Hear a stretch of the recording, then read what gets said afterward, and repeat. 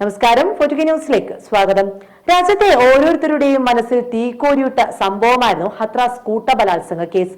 19-കാരിയായ ഒരു ദളിത് പെൺകുട്ടിയെ യാതൊരു ദയാദാക്ഷിണ്യവുമില്ലാതെ സവർണ വിഭാഗത്തിൽപ്പെട്ട 4 പേർ ചേർന്ന് കൂട്ട ബലാത്സംഗത്തിന് ഇരയാക്കി കൊലപ്പെടുത്തിയ സംഭവം ഒരു ഞെട്ടലോടെയായിരുന്നു ഏവരും കേട്ടത്.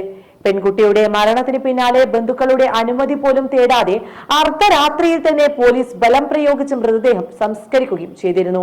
മാത്രമല്ല, കേസിൽ പ്രതികളായ 4-ൽ 3 പേരെയും 2023 മാർച്ചിൽ പ്രത്യേക കോടതി തെളിവില്ലെന്ന കാരണം പറഞ്ഞ് വെറുതെ വിടുകയായിരുന്നു. അതേസമയം മുഖ്യപ്രതിയെ കൊലപാതകത്തിന് തുല്യമല്ലാത്ത ക്രൂരമായ നരഹത്യക്ക് ശിക്ഷിക്കുകയും ചെയ്തു. എന്നാൽ കേസിലുടനീളം വലിയ രീതിയിലുള്ള വീഴ്ചകൾ ഉണ്ടായതായി UP പോലീസിനെതിരെ രൂക്ഷമായ വിമർശനങ്ങളും ഉയർന്നിരുന്നു.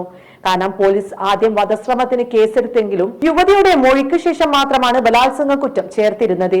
ഇപ്പോഴിതാ ഹത്രാസിൽ കൂട്ടബലാത്സംഗത്തിന് ഇരയായി കൊല്ലപ്പെട്ട ദളിത് പെൺകുട്ടിയുടെ കുടുംബത്തെ UP സർക്കാർ ഇതുവരെ മാറ്റിപ്പാർപ്പിച്ചിട്ടില്ലെന്ന വിമർശനവുമായി മുന്നോട്ട് വന്നിരിക്കുകയാണ് അലഹബാദ് ഹൈക്കോടതി.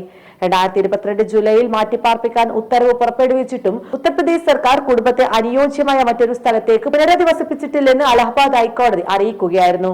ജസ്റ്റിസ് രാജൻ റോയ്, ജസ്പ്രീത് സിംഗ് എന്നിവരടങ്ങിയ ബെഞ്ചിന്റേതാണ് ഉത്തരവ്.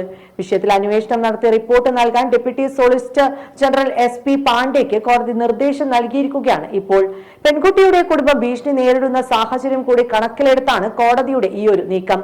മാത്രമല്ല, പെൺകുട്ടിയുടെ കുടുംബം ഇപ്പോൾ നിരവധി ബുദ്ധിമുട്ടുകളിലൂടെയാണ് കടന്നു പോകുന്നതെന്നും കോടതി ചൂണ്ടിക്കാട്ടി. സ്വതന്ത്രമായി സഞ്ചരിക്കാൻ പോലും കുടുംബാംഗങ്ങൾക്ക് കഴിയുന്നില്ല. പുറത്തിറങ്ങുന്ന പെൺകുട്ടിയുടെ കുടുംബങ്ങൾക്ക് CRPF ഉദ്യോഗസ്ഥർ സുരക്ഷ നൽകുന്ന സാഹചര്യമാണ് നിലവിലുള്ളതെന്നും കോടതി വ്യക്തമാക്കിയിരിക്കുകയാണ്. അതേസമയം ബന്ധുക്കളുടെ അനുമതിയില്ലാതെ പെൺകുട്ടിയുടെ മൃതദേഹം സംസ്കരിച്ചതിൽ വാദം കേൾക്കാൻ തയ്യാറാണെന്നും കോടതി ഇപ്പോൾ അറിയിച്ചിട്ടുണ്ട്.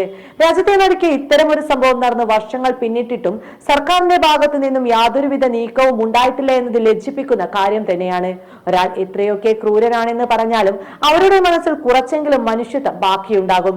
എന്നാൽ യോഗിയുടെ മനസ്സിൽ മനുഷ്യത്വത്തിന്റെ ഒരു കണിക പോലും അവശേഷിക്കുന്നില്ല എന്നതിന് ഏറ്റവും വലിയ ഉദാഹരണമാണ് ഇപ്പോൾ പുറത്തുവരുന്ന ഈ വാർത്തകൾ.